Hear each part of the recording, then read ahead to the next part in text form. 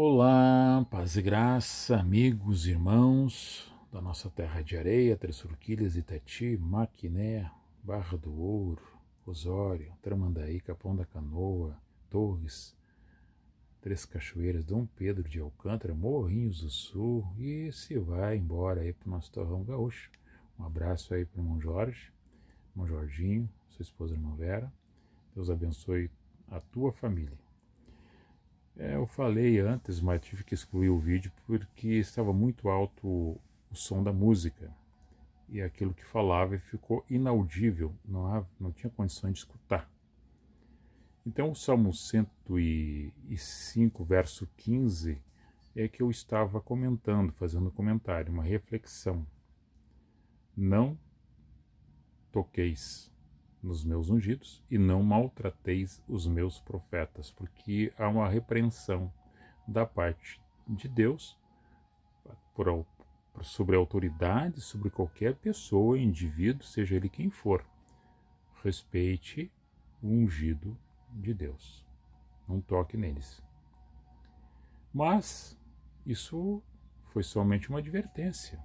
Eles fizeram, maltrataram, perseguiram, mataram.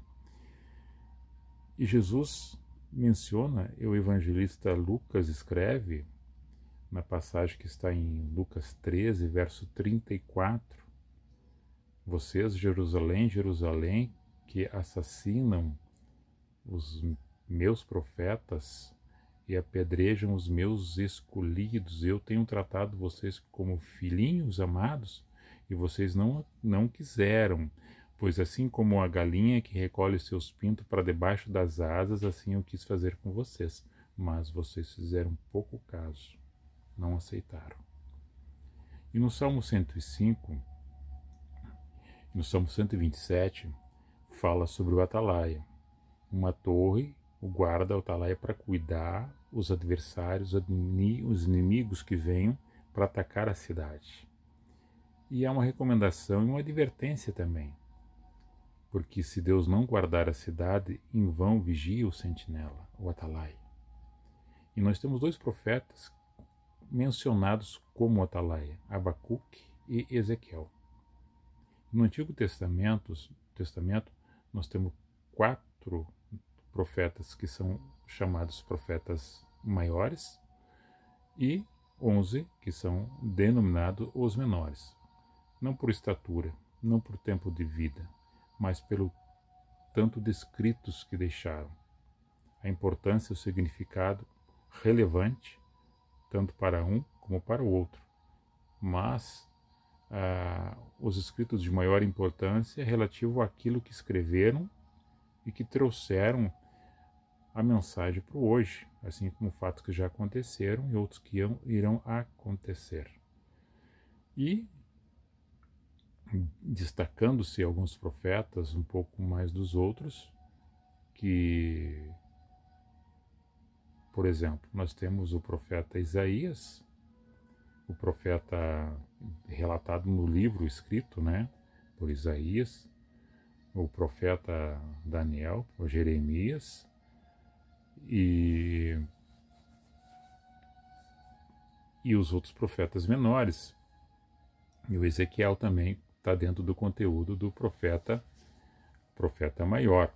E os menores, Oséias, Amós, Miqueias, Ageu, Zacarias, Joel, Abdias, Naum, Abacuque, Sofonias e Malaquias. São 11 os menores. E todos eles, de uma certa forma, foram perseguidos, mortos.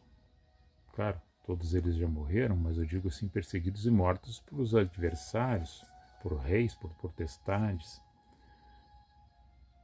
E no tempo de Jesus também aconteceram. Assim como Jesus era um profeta, o Verbo encarnado como profeta. Ele estava cumprindo nele as profecias. Ele era e é, e sempre foi, e sempre será a luz, a verdade e a justiça. E nesse conjunto, nós temos o profeta Elias, que é o profeta Elias e Eliseu. Aí nós temos o profeta Elias. O profeta Isaías, que está narrado nos livros, ou seja, escreveu. O profeta Isaías escreveu, Jeremias escreveu, Daniel escreveu e Ezequiel escreveram livros. O profeta Elias tem uma narração da parte da vida dele. Alguns estudiosos falam que ele escreveu também alguma parte sobre o conteúdo da sua própria biografia, junto com Eliseu. E no primeiro livro de Reis, no capítulo 19, ele, depois de ter matado 450 profetas de Baal, ou seja, de Deus estranho, de deuses falsos, ou seja, de demônios, que adoravam demônios, outras criaturas do espírito das trevas, enganadores, ele passou ao fio da espada 450 profetas, e nesse momento havia uma sequidão na terra e choveu. E ele, com medo de Jezabel, que era uma rainha má, ele fugiu para o Monte Horebe, ou Monte Sinai. Monte Horebe e Monte Sinai, mais ou menos 2.285 metros de altura, fica nas colinas do Egito. E ele se escondeu numa caverna e Deus chama ele para fora. Antes tem um barulho de trovoadas, de ventos fortes, relâmpagos e raios, e ele fica confuso e não escuta a voz de Deus. E Deus chama ele suave, manso, depois de passar toda aquela tormenta, para que ele ouvisse a voz de Deus e viesse para fora, e há um esclarecimento para ele. Tu não está só. Eu deixei ainda 7.000 em Israel que não se curvam perante Baal, que não se curvam e não se curvarão, e não se curvaram perante Baal. Tu não está sozinho. Assim, o apóstolo Paulo repete essa menção na carta que escreve à comunidade que estava em Roma, a carta aos Romanos, né, no capítulo 11, no verso 3. Ele faz a menção como se o próprio profeta estivesse falando, o profeta Elias, dizendo que todos estavam perseguindo ele e procuravam tirar a sua vida. Acaso não estão querendo me pegar também? E daí a mesma mensagem vem para que ele ouça e as pessoas que estavam ali entendessem também. Há sempre pessoas que estão com o mesmo propósito que você. Você não está sozinho nesta causa. Você não é o único nesta causa. Tem muitos milhares e milhares e milhões de pessoas que estão com esse mesmo propósito, com essa mesma graça e com essa unção, que também já foram separados, que também já foram escolhidos para fazer a diferença. Não fique triste, não fique dentro de uma caverna, dentro de um quarto escuro, achando que tudo vai terminar e que não tem mais solução. Tem solução. A porta é Jesus. Jesus mesmo disse que ele é a porta. Em João 10, eu sou a porta, eu sou o pastor, vocês são minhas ovelhas, eu conheço cada uma delas e vocês conhecem a voz do pastor que sou eu. Eu as chamo pelo nome porque conheço cada uma. Vocês me encontram, abrem a porta, entram e saem e vão encontrar pastagens, e vocês têm liberdade comigo. Jesus é a porta, é o escape, é a saída, é ao mesmo tempo a entrada. Assim como ele está à porta e bate, e você, tendo ouvidos espirituais, vai abrir a porta do teu coração para ele fazer morada, quando você for bater, a porta já vai abrir para você entrar também, do reino da glória. Enquanto aqui estamos, nós vamos encontrar perseguições, doenças, problemas relacionados das mais variadas formas.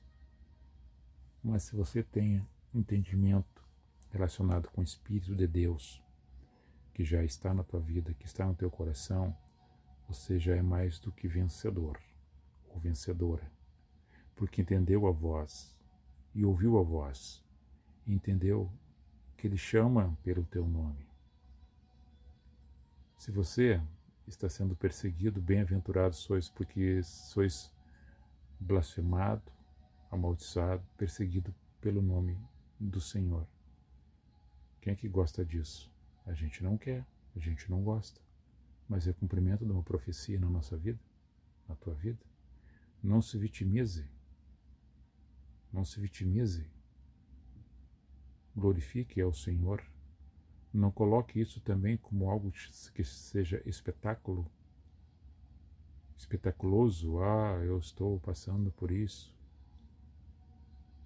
Não se vanglorie por causa do mal que te acontece e não se vanglorie pelas bênçãos alcançadas, mas glorificado seja o Senhor por tudo.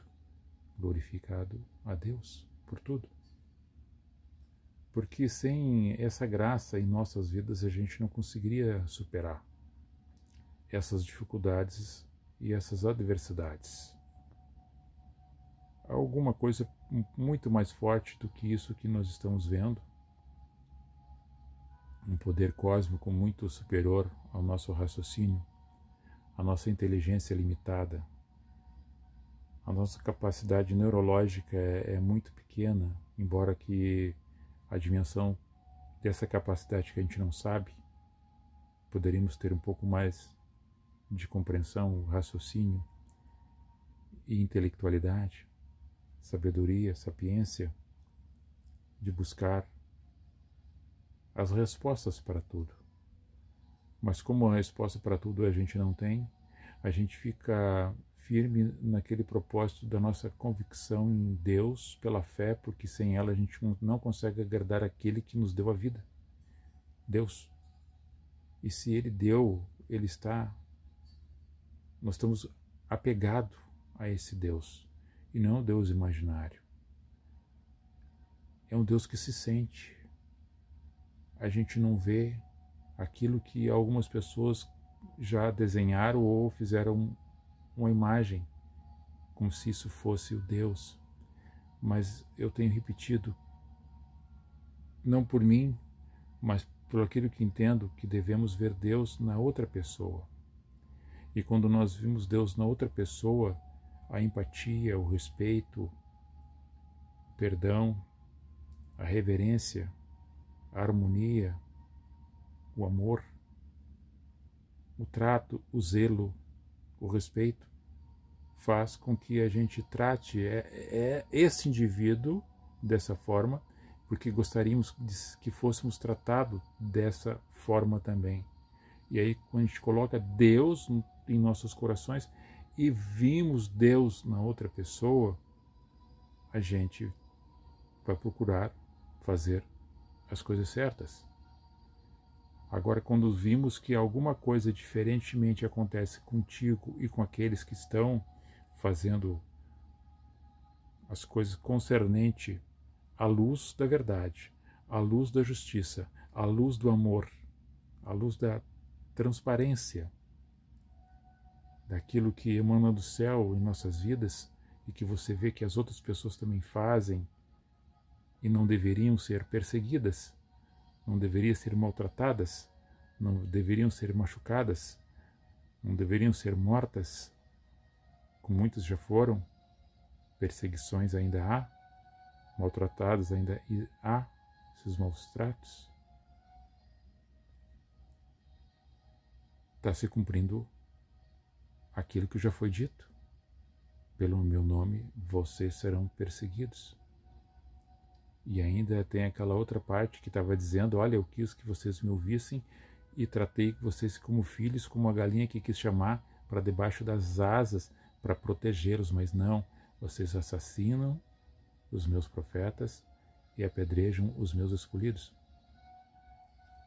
E tem aquele outro grupo que estão para receber a mensagem, que ainda não receberam, ou que receberam, estão se alimentando dela, mas ainda estão no processo de evolução de descamação, de sair de escamas dos olhos, está quebrando aquela carapuça por fora de pedra e o coração está amolecendo, está saindo aquela arrogância e está descendo o homem até a terra e sentindo o humus a fortidão da terra e sendo humilde para produzir também. Aqueles que estavam presos em alguma coisa que é o vício, a mentira, o vício daquilo que estraga a sua saúde física, o vício daquilo que estraga a sua saúde mental, e entrou a palavra, entrou a mensagem e começou a quebrar os grilhões das correntes do mal. E essas pessoas começaram a ser libertas desse cativo, dessas manipulações, e começaram a ver a luz e entender o amor e a essência, sendo uma nova criatura pela palavra, pela mensagem do profeta, do enviado, do ungido, do escolhido. E esse agora, quando vai recebendo isto e vai saindo daquilo que estava preso, se desprendendo, e ele quer aquela bênção que chegou para ele chegue para o seu irmão, para o seu ente querido, pela família que ele lembra, pela pessoa que ele lembra, ele também quer que aquela pessoa receba. Agora ele começa a ser perseguido também por aqueles outros que não querem que aqueles outros sejam desprendidos dos seus vícios, das suas manipulações e do engodo da mentira, que é uma teia que estão presos. Aí vem a luz da verdade, vem o amor, vem a justiça, para ajudar essas pessoas a saírem daquela lama, daquela escuridão, e ser resgatada para o mundo da luz e da verdade. E daí são perseguidos por aquele grupo que ainda permanece lá, porque desejo deles é de permanecer. É como o porco que está na lama e deita e rola. E a ovelha, se cai no barro, sai, chora para sair, chora para ser tirada. E saindo é acolhida do braço do pastor. E se está ferida, vai ser limpa e vai ser colocado óleo, sarada as suas feridas. E aí fica com raiva do pastor e com ódio da ovelha, em vez de ficarem alegres e também pedirem um socorro, porque o socorro vai chegar para eles também. Mas eles rejeitam esse socorro. E a sua boca, em vez de clamar, eles blasfemam. Em vez de pedir misericórdia, eles odeiam. E mudam o contexto do assunto, daquilo que é dito, e começam a transformar, tentando transformar a verdade em mentira. E de forma repetida, o sofisma, ficam espalhando a mentira para que as outras pessoas comecem a ouvir várias vezes achando que é verdade. E o sofisma começa a ser transformado numa verdade que não é, e mais pessoas começam a odiar e perseguir o ungido, o profeta, o separado. E nesse mundo que nós estamos vivendo, como foi no tempo de Jesus, como foi no tempo dos profetas, os menores e os maiores, e tantos outros que não estavam relacionados nos escritos, mas também fizeram a sua parte existencial naquela geografia, naquele espaço-tempo, assim transcendendo o tempo e o espaço. Em qualquer lugar, em qualquer geografia, em qualquer região do planeta chamado Terra, cada um no seu tempo. O profeta. E os reis e autoridades. E o profeta anunciando. E pelo atalaia falando, e vigiando e falando, olhando na frente, vendo o que ia acontecer, não por ele, mas pela visão de Deus que falava para ele, recomendar, avisar, advertir. Fazei assim. Não fazer assim.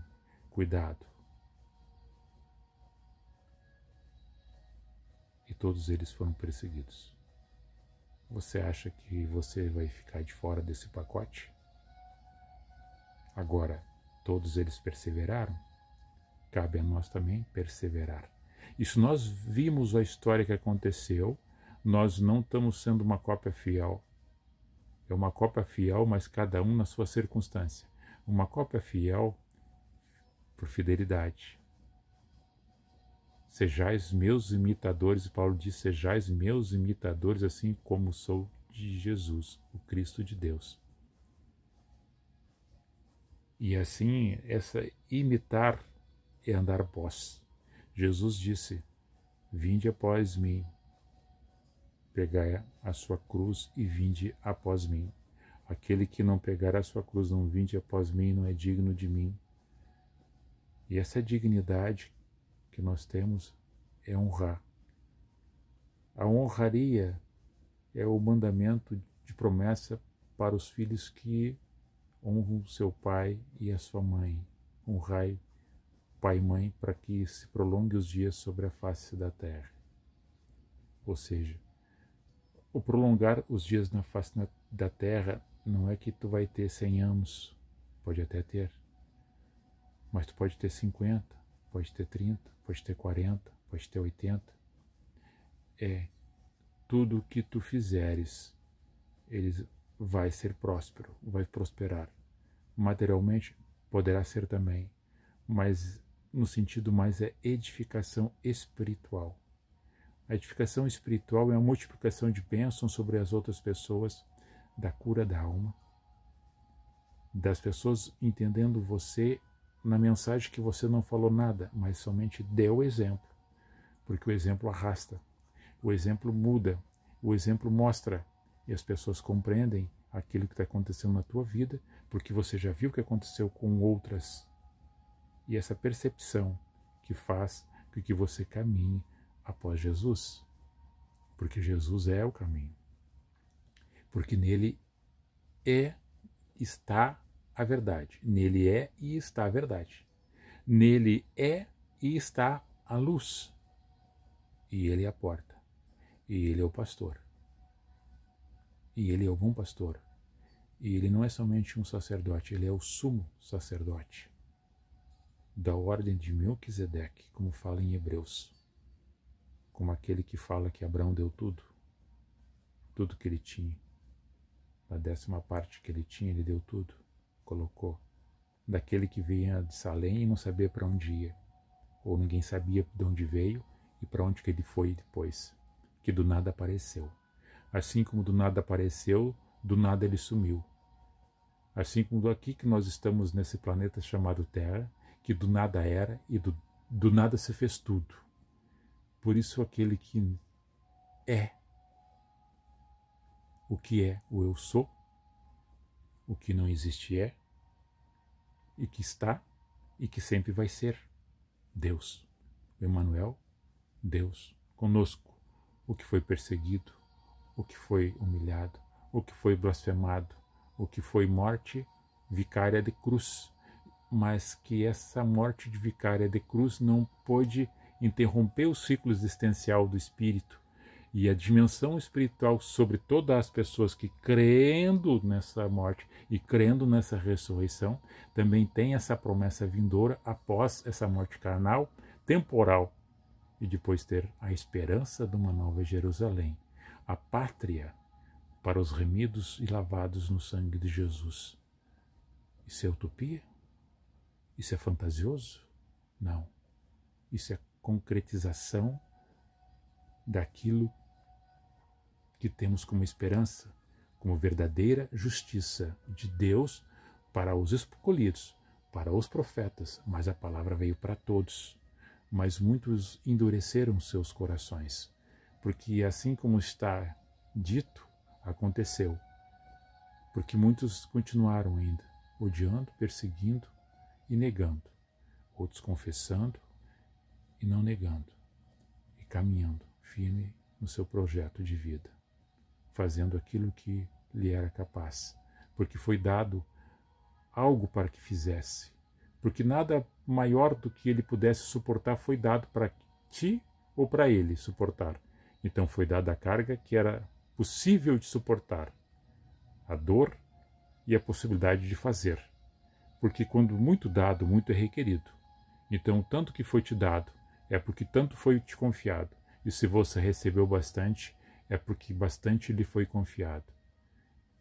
E não é para enterrar o talento e devolver só um, mas que seja multiplicado aquele dom, aquele talento, aquela vocação que tu foi vocacionado, aquela experiência que foi te colocada no caminho que tu passou. para sobrepujar, para multiplicar a tua sementeira. Simples de entender, basta ter equilíbrio, ter fé, ser convicto e amadurecer espiritualmente. Mesmo jovem, não espere ficar tão velho, mas amadureça com calma, com reflexão, com santificação, sem reteté, sem miticismo religioso, sem paganismo, sem idolatria, sem falar que tu vai fazer tais coisas daquilo que tu não é capaz de fazer. Não haja pela emoção. A emoção seja liberada pela graça do Espírito Santo, mas que tu tenha razão dentro daquilo que lhe foi colocado, no firmamento dos teus passos. Porque alguém está olhando para você e alguém está te ouvindo. E isso transforma você e vai transformar a outra pessoa também. Você é um atalaia, você é um profeta, você é um ungido, você é um escolhido. E glorificado seja Deus por aquilo que tu estás fazendo. Porque sem essa graça, sem essa unção, sem esse amor, sem essa luz, sem essa justiça que vem do trono da glória, você e eu somos incapazes de fazer alguma coisa ou produzir frutos.